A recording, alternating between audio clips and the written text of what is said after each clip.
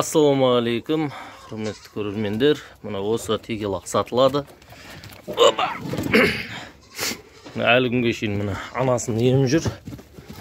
Анасы өзі денесі ірі, лақ қазір 2 айлық. Бірақ 2 айлық болса да 3-4 айлық лақтармен бірдей. Себебі анасын толық еміп жүр. Анасы өте сүтті. Денесі де ірі, анасының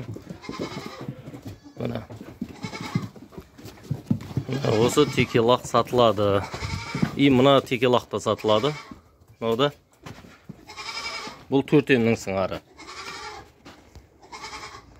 Хабарласыңыздар.